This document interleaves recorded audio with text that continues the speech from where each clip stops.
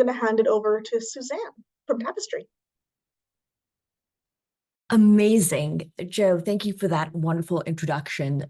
Before I start, I'm just going to share my screen for a minute. Let me just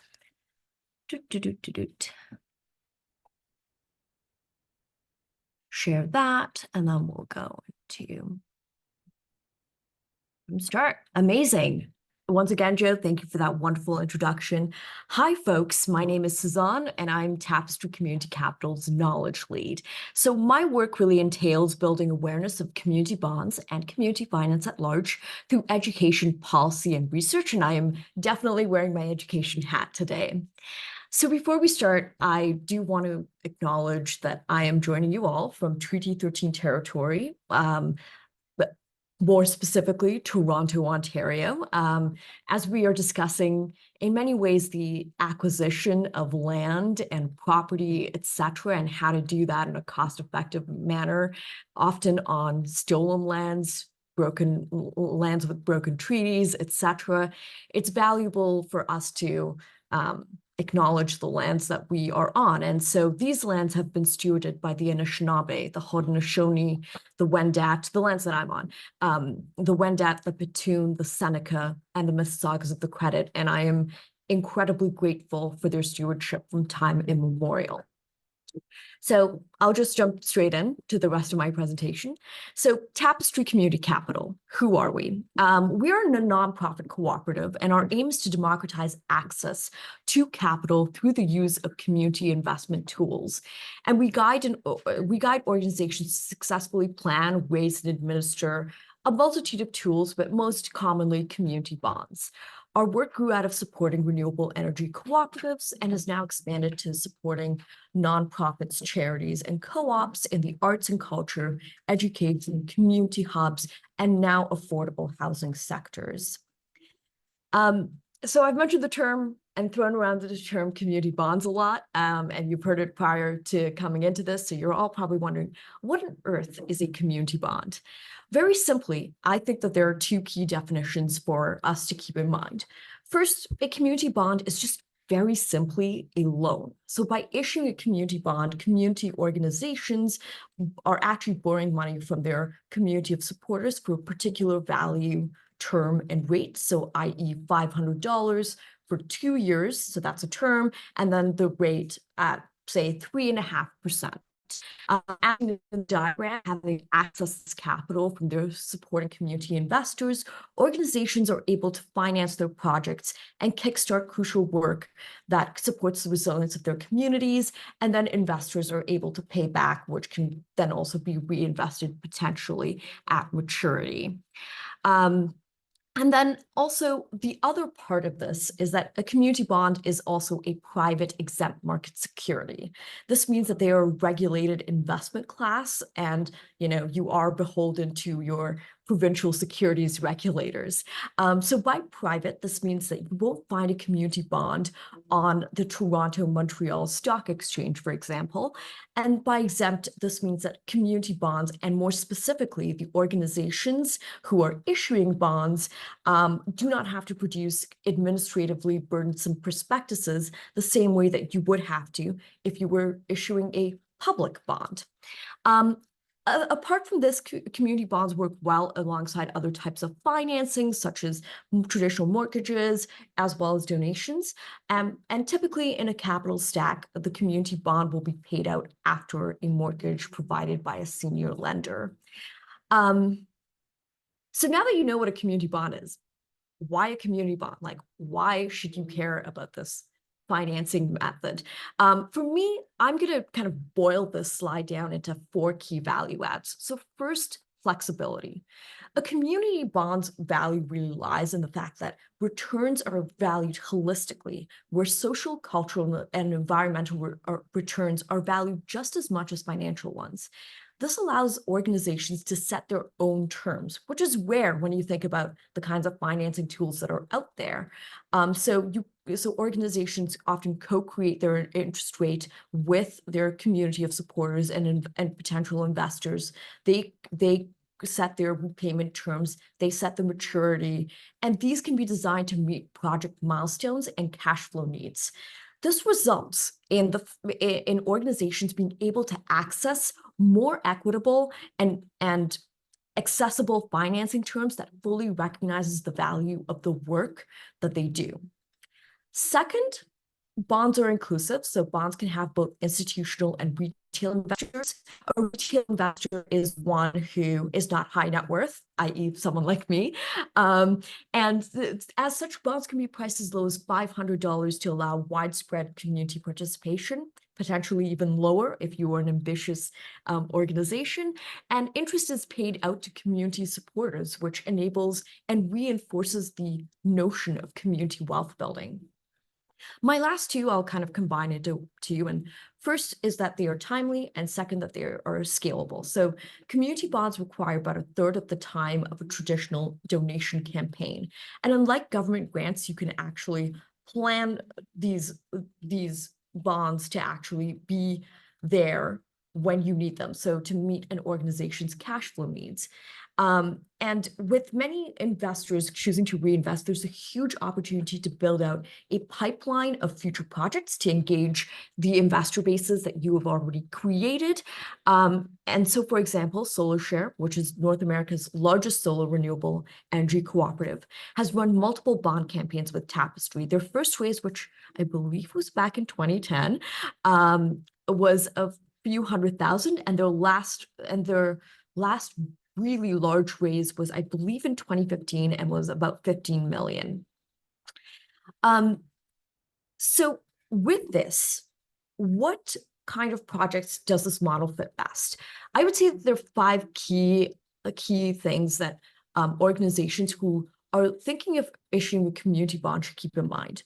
First is that you're going to need a project that has meaningful impact within the social, within your communities, for like whether it's social, environmental, cultural, etc. A meaningful project with impact. Second, having internal capacity to support a community bond campaign.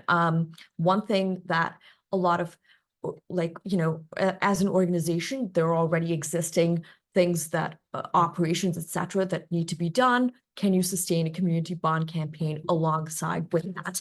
Even though a community bond can be a short amount of time, it's still an important thing to consider in terms of your year. Third, is there a sustainable revenue model to repay investors with? Typically, with a lot of co-ops or housing providers, there is generally a revenue model, but also worthwhile to consider is it sustainable? And then generally a raise target of $1 to $10 million in community bonds. It can be lower, it can be higher as well, but we generally think that those raise amounts are a general sweet spot, although of course with affordable housing, we're seeing that number go up as the need for capital continues to increase. And that typically that the funds are raised for capital assets and major equipment. A lot of community bonds are backed by these, and so this reduces the risk for potential investors. So as mentioned earlier, we help support organizations to raise community bonds. And should an organization choose to raise with us, we help actually by providing end-to-end support defined by 4 key phases. So first is planning and feasibility. So this helps us determine whether or not an organization can actually take on debt. This isn't a tool for everyone, but it can be used to great effect by many. Second is structuring. So putting together structuring documents such as offering memorandums and doing legal reviews. Third is supporting the raise. We can't directly sell the bonds for organizations, but we help organizations to put together the marketing and PR and platforming for a raise to take place. And last but not least is management. So over the lifetime of the bond, we help organizations do their T5s, interest disbursements, etc. That all gets smoothed, and our in-house investment management system does that for organizations. I think considering the platform we're speaking on, which is the Manitoba Nonprofit Housing Association, most folks will wonder, have these actually been used for affordable housing? So we are currently funded by the CMHC, which I know you all know who the CMHC is, so I don't need to actually spell out that acronym. But through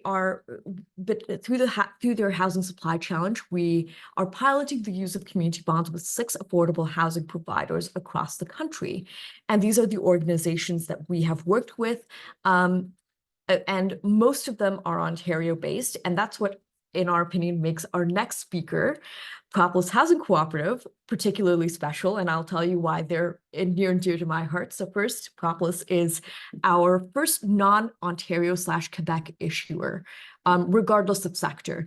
And they are using community bonds for combined acquisitions plus new development to develop net zero cooperative housing in Kamloops, British Columbia. I'm going to let Lindsay, though, speak more about that, but thank you all for your time. And please, without further ado, please welcome the hardworking as a bee, and that is Lindsay Harris, who's the president of Propolis Housing Cooperative, to learn what community bonds actually look like on the ground.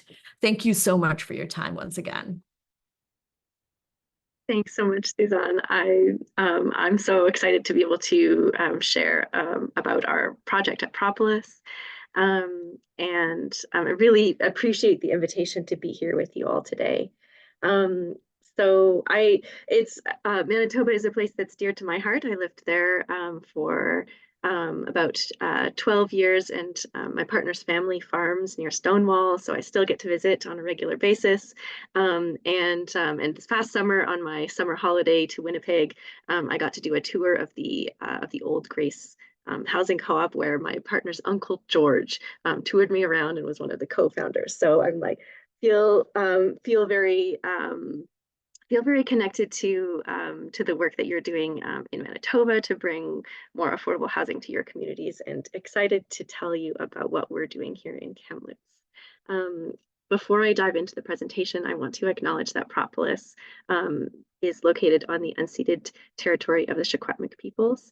And like Suzanne mentioned, anytime that we're thinking about the way that we make our home on the land, it's really, really important for us to acknowledge the ways that the Secwepemc peoples have stewarded the lands here for us, and the way that they continue to do that, and the way that we learn from and are inspired by their leadership. So let me give you the very short version of what Propolis is attempting to do. We are in the process of raising $1.1 million in community bonds to build Kamloops' first ever net zero affordable housing co-op building. We're planning to build 50 affordable housing units and commercial space on the ground floor here in Kamloops. And I'm very excited to tell you that as of 2 hours ago, we've reached the target. So I'm just like, I might start crying. Actually, this is the first time that I'm getting to share this news with a group. So I'm actually just so delighted. Our deadline to remove financing conditions from our property purchase is February 29th. It's 2 days away. We're coming in right under the wire, but we did it. It is so hard for a housing co-op to get to this point. And I'm delighted to be able to share with you that we've done it. So for us, that means that we've raised approximately 600,000 in community bonds so far. Our community bond campaign will continue, and we have 2 confirmed short-term loans from impact investors, Thrive Impact Fund and the Canadian Cooperative Investment Fund, that are coming in alongside our bonds to help us get to that target by our deadline. So very exciting day for us. I'm wondering if anyone in the room has ever heard of Propolis and knows what that is. We're named after bee propolis. We're very inspired by this nature metaphor. Propolis is the resinous substance that bees use to fill the cracks in their hive. And at Propolis, we're really inspired to build a community in Kamloops where nobody falls through the cracks, where everyone has access to the housing that they need. And we also think about the ways that propolis acts as a defender of the hive. It prevents disease from entering. It makes the hive more resilient. And so we think of our work in that way, that we're aiming to build a robustly resilient community that is inclusive and that supports everyone in their housing needs. We are a brand new nonprofit cooperative. We're fully volunteer run and grassroots organization. And our goal is to build affordable net zero housing in Kamloops over the coming decades. So while we're working on our first project right now, we really have an ambitious desire to leverage that first project to a second project and a third project, and to keep going until we've built a very significant amount of non-market co-op housing in Kamloops. We think that level of ambition matches the scale of the crisis here. And we also hope that we're building a replicable model that other groups can use in other communities. Our development work is led by myself and my co-lead, Miles Pruden. Miles Pruden is the owner of Next Build Construction, which is a very small development firm here in Kamloops that has been really leading the way on innovative, affordable net zero building techniques. I'll show you a couple of examples of things that Miles has built in the last few years. And then my background is in community economic development. Actually, came to this, I've been working in community food security in Kamloops for many years, and came to realize very quickly the ways that that food security and affordable housing are so interconnected. We know that those interconnections are there, but I realized that I had a passion and some skill sets for community development that I thought could be transferable to the affordable housing sector, and I just decided to become a housing developer in my spare time. Thinking about the housing crisis in Kamloops, it really is very similar to the crisis that people are experiencing all across the country. We have a significant housing affordability gap. Our vacancy rates are incredibly low here in the community. Kamloops has a population that's increasing very rapidly and much faster than expected, in part because of climate change.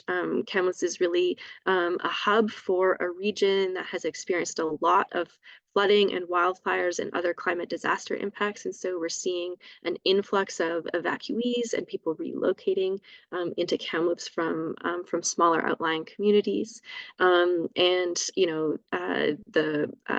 impact of the very, very deep housing crisis in the Lower Mainland is certainly trickling into the interior. So there's a lot of different factors that are creating this very rapidly escalating housing crisis here. For Propolis, our target is to price all of our housing units at 80% of median market rents, which for Kamloops is about 55% of what it currently costs to rent an apartment from the market. So our goal is really to target a consistent level of below market affordability. We're not planning to offer subsidized or rent geared to income housing, but we are aiming to position our organization to fill this sort of missing middle type of housing need that really currently at this time no other organization is working on in Kamloops. Kamloops is one of 10 municipalities that have received housing target orders from the province of BC. It's possible that from Manitoba you've heard that BC government is making a lot of policy changes these days to support affordable housing. We're really excited every time a new announcement comes out. We know there's no silver bullet solution and lots of different kinds of solutions are needed. And these mandated housing targets are certainly one piece of that puzzle. So you can see that Kamloops has been mandated to produce over 4,000 net new housing units in the next 5 years. That means we need an average of 847 units needed per year. And my number is a little bit out of date, needs to be updated, but up until August of last year, we had only issued 179 building permits. So we're well below what's needed, just in terms of housing construction. And then in terms of the number of units that need to be at below market rentals, we're even further behind. So what are we planning to build? Our first project that we've announced at Propolis is a 6-story apartment building that will include 50 affordable residential units that will range in size from bachelor's units up to 3-bedroom. All of those residential units we're planning to be net zero. And to incorporate universal design. The slide lists a few of the innovations that we're planning to incorporate to hit our target for net zero. We'll use thermal mass, nighttime purge cooling, solar heat collection, heat pumps, drain water heat recovery, and whatever other innovative solutions Miles comes up with. He's always at work on new ideas. And co-op housing like this is suitable for a really diverse range of residents, families, professionals, retirees, students. I'm sure that most of you are familiar with how the co-op housing model works, but if you're not, nonprofit housing co-ops are owned and operated democratically by their members. Right now for Propolis, our share price is set at $2,000. So members purchase that moderately priced share. And they pay a housing fee, which again, we're planning to target at 80% of median market rents. And they enjoy secure long-term tenancy for as long as they need a home. These pictures are a couple of the recent buildings that Next Build Construction has completed. The first is a net zero fourplex, where Miles tested a number of the net zero strategies that he has been working on, and this building was built at conventional construction costs, but it's also net zero. So we're really excited for the ways that it's tested and demonstrated some of the building strategies that we'll use in our upcoming project. The next building is a net zero childcare facility. And this building was completed in 2022. And I don't know if anyone has a guess for what it cost to build one childcare space in the province of BC. But it was at the time that the building was built, that per childcare space cost was $40,000, and this building came in at $27,000. So it's substantially cheaper in terms of construction costs, but it's also net zero, which means that its operating expenses over the life of the building are going to be very, very minimal. And it also has battery backup. So if we have a situation where we experience a climate disaster, we have a long period of time without power in the community, then this building adds to our resilience. It adds one building where its operations could stay online for about a week without any power. So to talk a little bit about how our financing model, some of what I'm going to share about our approach with community bonds is a little bit of a repetition from what Suzanne presented, but I hope that it's still helpful to see how the general concepts of community bonds are actually applied by our organization on the ground. So our target is, we've set our campaign target to raise $1.1 million in Propolis bonds to purchase our first property. So Propolis bonds are a community bond. They're an interest-bearing loan that we're issuing to finance this property purchase. For us, individuals, businesses, and foundations in British Columbia, Manitoba, and Ontario can purchase Propolis bonds. So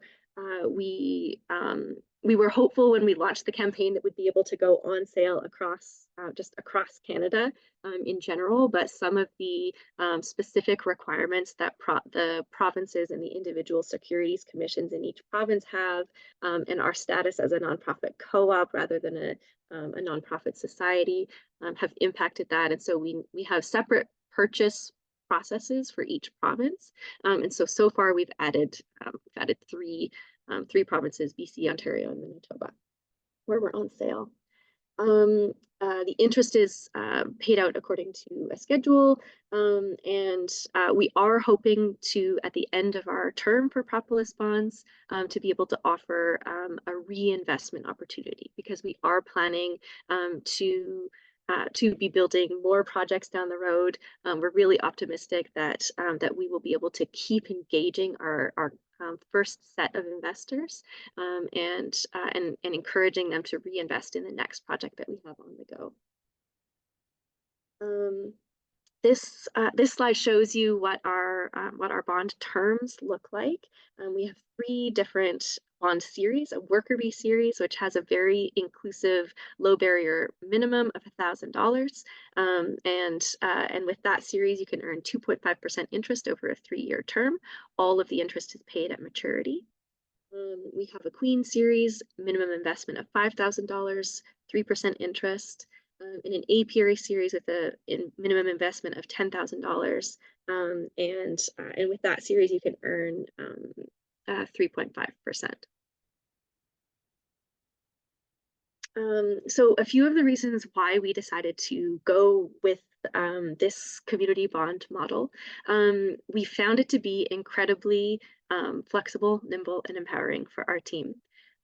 We know that affordable housing financing is very, very challenging, and it benefits from having diverse tools available. We think that community bonds have been such a great tool for our organization as a brand new cooperative.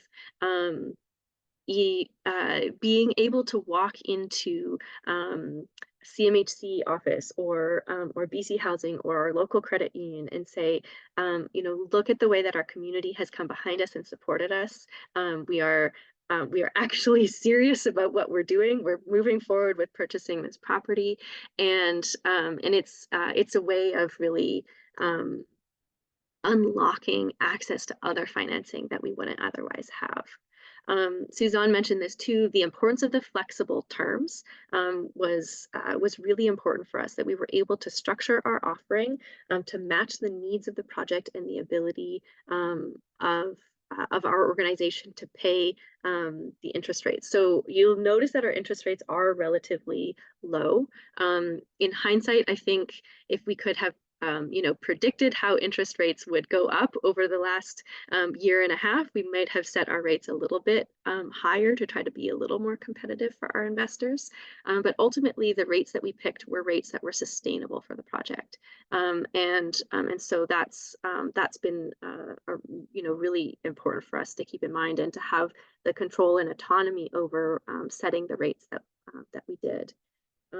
It does help us to reduce dependence on funder timelines and restrictions, because we're able to go to our community on the timeline that we desired.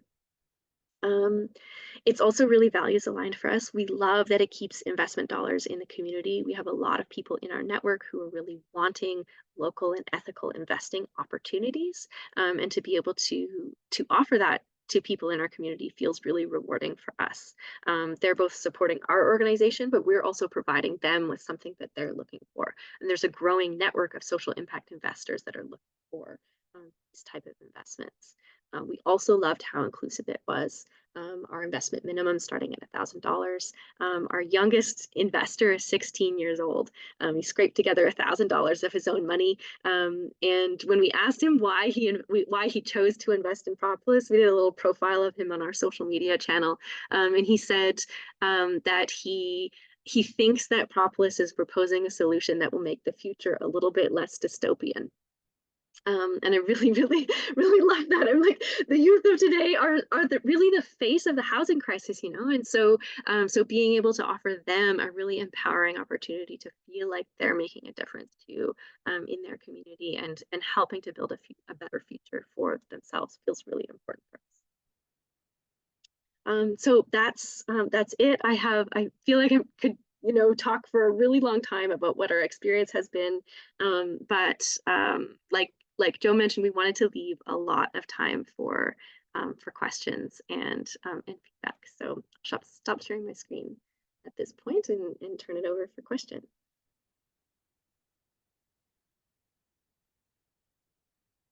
Thank you, Lindsay. That was really lovely. The part about the kids saving up their money is gives me hope. Once again, I've had hope twice today. It doesn't happen often when you're working in a nonprofit housing. So I do have the question period, the chat open if anybody wants to pop a question in there. You feel free to. We don't have any in there yet. Maybe you answered everybody's questions. I have a question. Sorry, I haven't figured out how to put my video back on.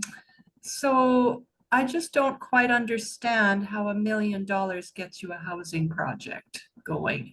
I see that's to purchase the land, but you're going to need a whole lot more than $1 million to get a mortgage. So could you elaborate a little bit more on how you can raise more money and be able to do a housing project? Yeah, that's a great question. Thank you so much. I realized, I haven't didn't talk in detail about what our capital stack is for the project. So the first step is property acquisition, and so the $1.1 million target for us gets us our purchase price for the property, which is $945,000. It also will cover all of our closing costs and related expenses and provide us with a contingency fund for the time that we're holding the property. The property that we're purchasing has an existing commercial building on site with existing commercial tenants. So we'll be able to hold that property sustainably with the commercial revenue in the lead time until we tear the building down for development. The total cost of our redevelopment project, our 6-story apartment building, will be in the neighborhood of $15 million. And so we will definitely need a senior lender for that. And so right now, our proposed capital stack includes CMHC, the co-investment program, which we're planning to be the main lender for the project. It also includes the Sustainable Affordable Housing Fund administered by the Federation of Canadian Municipalities, which stack together. We're planning to include a daycare facility on the main floor, and so a portion of the grant funding would come from a childcare spaces grant from the province of British Columbia. So that just sort of gives you a bit of an overview of what we're intending for the full development capital stack to be. And so the community bond term is set for 3 years, and we set a fairly short term for our bonds because we are expecting for the full development financing from CMHC and the other lenders to be able to take out the community bonds. So we'll repay the community bonds once we receive our development financing, and hopefully have another project for those bondholders to invest in at that 3-year mark. So that I think that it hopefully gives you a little bit of an idea of how we're planning to finance the whole project. But it's sort of the thing I want to emphasize the most is that a new co-op doesn't get its foot in the door for a CMHC program unless you own land or have access to land. And so community bonds are a really important tool for us at the very early stage of the project because they're so well positioned for something like property acquisition, because the purchase of the property adds security for all of our community investors. And it really is what helps us to get in the door for other lenders that are going to support the rest of the development. So just one more question on that. So with regards to how you're financing the project, are you still intending to only use $1 million from this process towards the construction of the building, towards the 15 million? Well, all of the $1 million would be going to acquire the property and Okay. and to hold it prior to development. So that's your equity, yeah. Yeah. Lindsay, we have a question on the chat, which is, what amount did you say that you had raised to meet your target just a few hours ago? We have approximately 600,000 in community bonds that have been sold, and then we have 2 short-term loans from 2 impact investors that bring us up to the 1.1 million. Can I ask how long it took to raise that money? Like when you started? Yes, we launched our campaign in mid-June. So from June until now, is where we got to with the $600,000, and also cultivating relationships with 2 impact investors, which again we wouldn't have gotten into the door with those organizations if we hadn't also had the support from the community bonds. So That's great, thank you.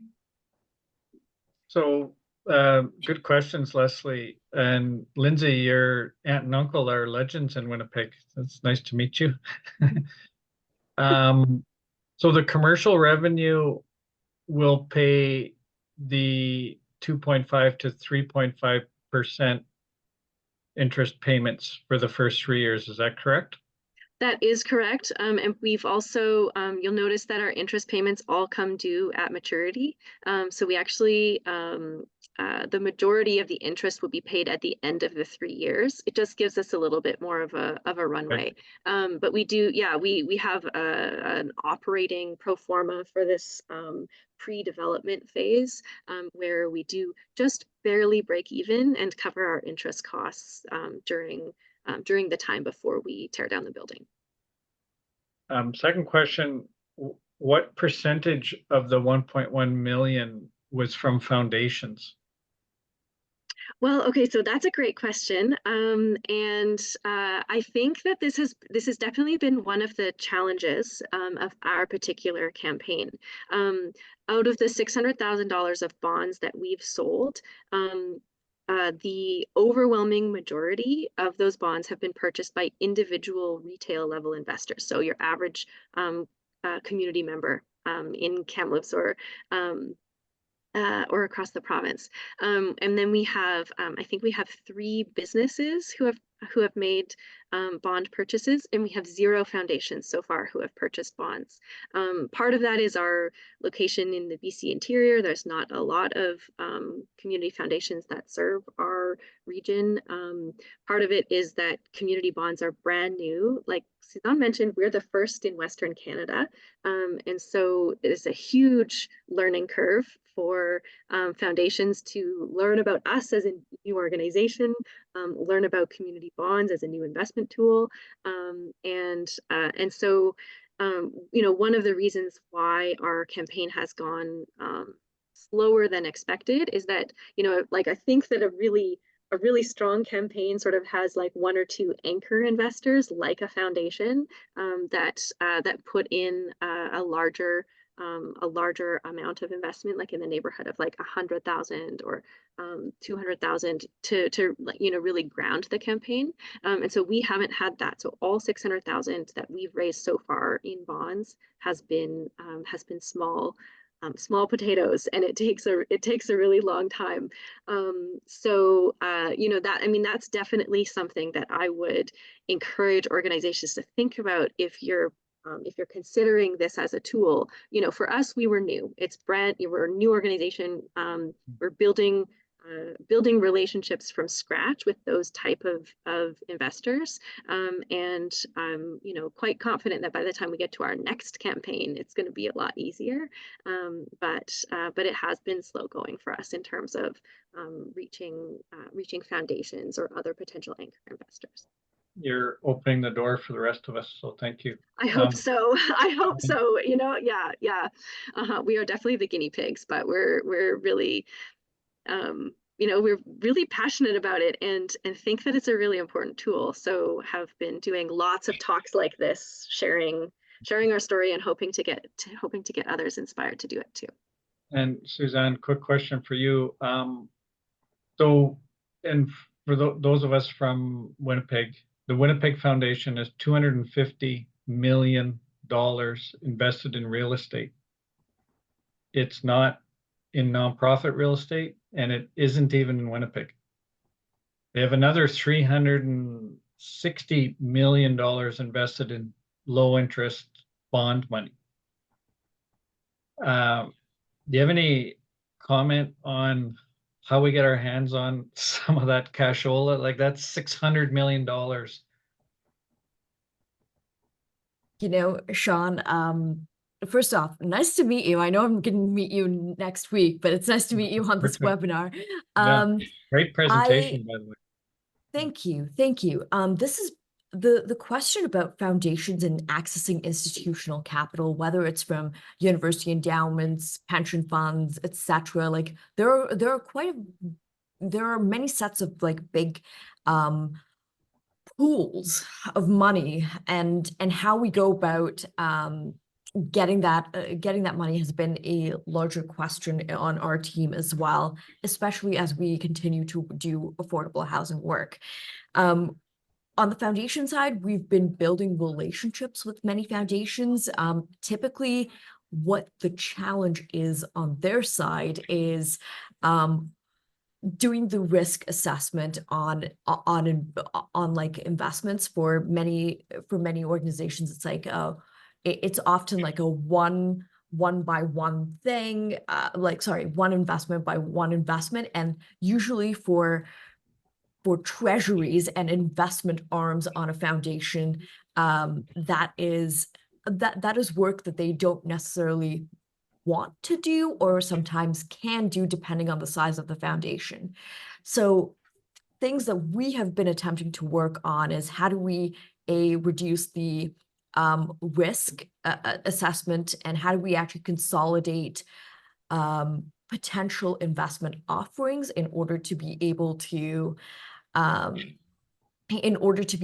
leverage a lot of that money and actually help that capital flow to where it needs to be. And a lot of that is building that bridge between smaller community organizations, etc. Those are relationships we're working on. Like as Lindsay mentioned, there is still like it's not that foundations don't know what impact investing is, etc. They do, and now like bonds are coming into greater play. Like Inspirit Foundation, for example, invested in like community bonds with Sketch Working Arts, which is a downtown Toronto arts organization, to help them acquire their space, right? So there are these like movement pieces, but there is a lot of like education work that needs to be done. There's a lot of like collaboration on how we make that investment pathway smaller, or pave that investment pathway and then make it easier to hit the ground running. So yeah, there's also some like, I'm being vague a little bit, Sean, on some of this because there's stuff that's happening at Tapestry that I cannot speak about. But yes, like these are things, relationships that we're cultivating and tools we're looking to build. And hopefully, you know, as the social finance fund continues to develop, we're hoping that there's money that we can leverage from all these different pieces and building tools that can help because like I just want to also commend Lindsay on like the incredible work that Propolis has done. Like for context, like Propolis is brand new, as Lindsay has mentioned, and they have raised $600,000, which in this time, and that was including building all of these new relationships, building relationships with other foundations as well, who now know who Propolis is. And through the success of this acquisition, we're hoping that will open some new doors. But ongoing conversations. Thank you, both of you, very inspiring. I'll just add one tiny little bit of context there. Something that I didn't know before I started on this journey was that most community foundations outsource their investing. And it's not done in-house, you know? So I was just assuming, oh, I can walk into the door of my local community foundation, talk to the director, be like, here's a great impact investment opportunity. And they'd be, you know, instantly able to sort of like redirect funds our way. But it's actually not the case, because they're, for a lot of the foundations that are on the smaller side, they don't have someone in-house that's managing their investments. It's outsourced. And so they, you know, they don't actually have the autonomy to redirect those funds into an impact investment the way that I was expecting that they would. So it's not just that initial relationship building, walking into the door of my local community foundation. It's also that they have to do work on their end to be like, you know, as an organization, do we want to pull some impact investing in-house? Do we want more autonomy here? Or what does that even look like? So I think that that's where the bigger picture advocacy that Tapestry Community Capital is doing comes in, because that's not really something that Propolis can do at our local level. I'm curious to know how you marketed this locally and what role Tapestry plays in that. And does Tapestry charge a fee to help communities do this? We were very fortunate that yes, that we do have a contract with Tapestry for the services that they're offering us. We were very fortunate to be included as one of the pilot organizations where a portion of our expenses was covered by the grant from CMHC. And so for us, that was really helpful in getting going, because we were starting completely from scratch as an organization, fully volunteer run with a $0 budget. So that was something that was really helpful for us getting off the ground. And what we did with the contract that we have for Tapestry for our campaign management is that we baked it in to the campaign target, so that we are covering all of those costs with the funds that we're raising. So we didn't have to pay upfront. We were able to bake it in and pay it as we go, as we raise the funds. So that's very important. And I think that there's very good value that's provided in terms of having an organization to walk us through. You know, I'm like, if I had to think about filing my monthly report to the BC Securities Commission, you know, I'm like, without the hand holding that we're getting, you know, I'm like, it's actually really, really helpful to have somebody with the experience and the fluency in those systems, and in helping us, you know, being the first campaign out in BC, there's a ton of research that's involved in that. And so having someone to walk us through all of that, you know, we know that we're the guinea pigs, and we're like kind of paving the way. But it's been incredibly valuable for us to have that support. I can also add a bit more on that. So yes, Tapestry does charge a fee. Like, we are a nonprofit, but there are like baseline operational and work costs that we do need to cover. And so yes, we don't have a fixed scheduling on like how much we charge. That usually tends to be organization by organization, because each organization is so different. Each housing provider is so different, and their needs and capacities vary. And so for some organizations, the marketing isn't as big of an issue. For some organizations, it is. And so in terms of also what we provide, like, as I mentioned, we do not sell directly, well, yet anyway, for community bonds. Like, we really hope that at one point we'll be able to directly sell community bonds for our issuers, because that would, I think, take another piece of the work that they do and make it significantly easier to raise community bonds. But in the interim, what we do provide is like all the support to put together marketing. We have a PR consulting firm on board that helps organizations get PR opportunities and news outlets, etc., to actually talk about their projects and actually speak about the work that they do, and that helps build awareness of what is actually out there. So that's what part of what like went into the marketing for, I believe, Propolis. And then also like, Lindsay, I believe you folks held like fairs and stuff during the summer that also helped generate but yeah, I think that would be. Yeah. Yeah, if anyone's ever done a capital donation campaign, it's really very similar. Although I think that it is an easier, it's both an easier and a harder sell. You're working with like larger amounts of money for people because they're investing rather than donating. But you still, you need to make your narrative of your social impact really compelling. I mean, for us, the housing crisis is so front of mind for so many people in our community that it's really, I'm like, the story almost tells itself that we are, one of the very few organizations that's actually like coming to the table with a community-led solution to the housing crisis. It's a pretty compelling story, and we tell it with as much passion as we can muster. And it definitely includes the whole thing: social media, email newsletter, tabling at events. We've held our own events, both online and in person. We've done tours of the net zero fourplex for people that are interested in that piece.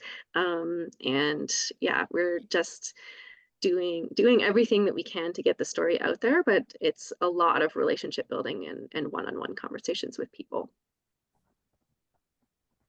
Are you a charity, Lindsay? No, we're not. We're a nonprofit cooperative. As I understand, there's potential for a charity to give investors an option to donate their interest payments. Yes, yeah, there is. It's not applicable to us, but you're absolutely correct. That's an option. We have another question here that you mentioned a grant provided by CMHC that covers the initial costs. And can you elaborate on that grant? I can take that, Lindsay. If that's do you mind? So CMHC through round 2 of their housing supply challenge gave Tapestry a grant to actually expand the work that we do. So as I mentioned, like we started out of renewable energy cooperatives and supporting them, and then have been gradually expanding, not just in equipment, but also in space. And space is a continuous problem in Canada across our various provinces. And how do we access space? So over time, people kept asking us, hey, like, could this model that you've used successfully for social purpose real estate be used for affordable housing? And so we did a research, we did some research, did a whole lot of consultation with affordable housing providers across the country. And through that, we did this grant. And then what we're able to do now is, as I mentioned in one of my slides, there was the Investing in Housing program.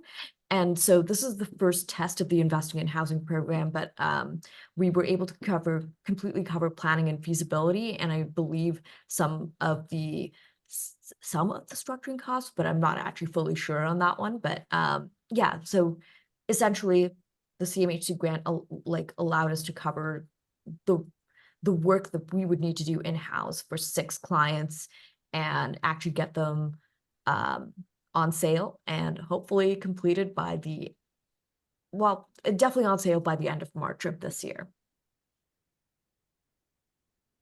Thank you. Are there any other questions?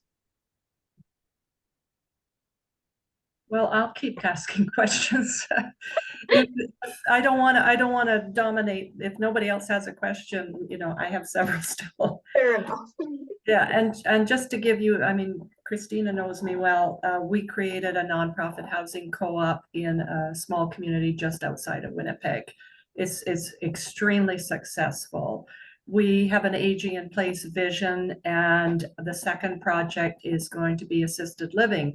And it's very difficult, or we found it very difficult to do it as a co-op.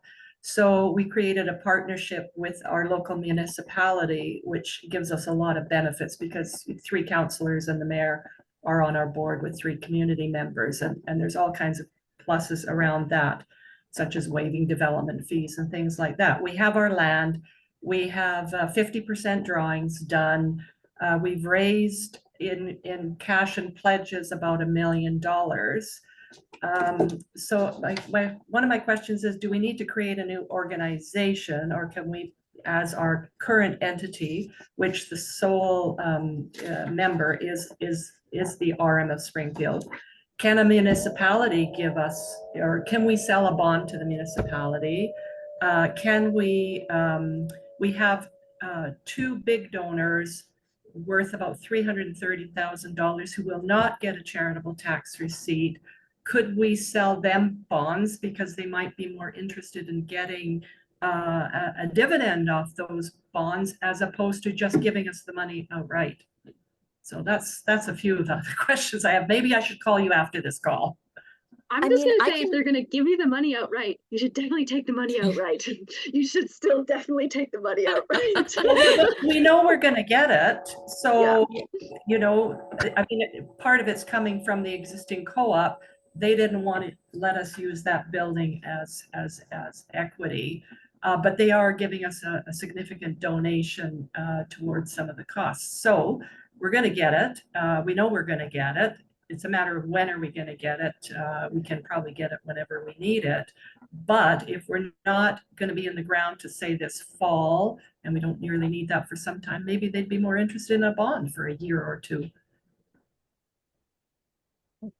Yeah, I mean, so to address your first question, there's nothing preventing a municipality from buying a community bond, as far as I know. There's no legal thing around it. I know that there's potentially legal issues, especially around debt ceilings, about a municipality issuing a community bond. That always tends to be a bit of an issue. But nothing against a municipality buying a bond. The question is there a municipality that is interested? And that's usually a relationship that is often cultivated. In terms of like your other high net worth investors, like, yeah, I was gonna just say, as Lindsay mentioned, like, if they're willing to give you the money for free, hey, like, but yeah, like, if it makes sense for them to offer it, especially at like if they were willing to give it for free, but you are willing to offer them a 1% to 2% interest rate or whatever they're willing to take on that, and that makes it easier, great as well. Like, you can totally do that. The entire structure around a community bond is meant to be flexible, so you can tailor, like, you're the one setting the terms, you're writing the terms of the loan. So yeah, you can co-create them with the folks that you're looking to get that investment from, and yeah, and hey, if they're willing to do a 0% loan, that's great too. I guess I think that probably the strategy that I would consider there would be if you could use the bond platform as a way to leverage more money from those people. You know, if they're willing to donate at a certain level, they might be willing to invest at a higher level, and that would be where I'd like introduce the conversation to them, you know, and like, if they've already committed to a donation at a certain level, then that's great. I would, you know, try to keep them there. But if you're needing more fundraising happening, or more leverage, then that would be where I would go to them and say, would you consider a community bond for a higher investment level? Yeah, thank you.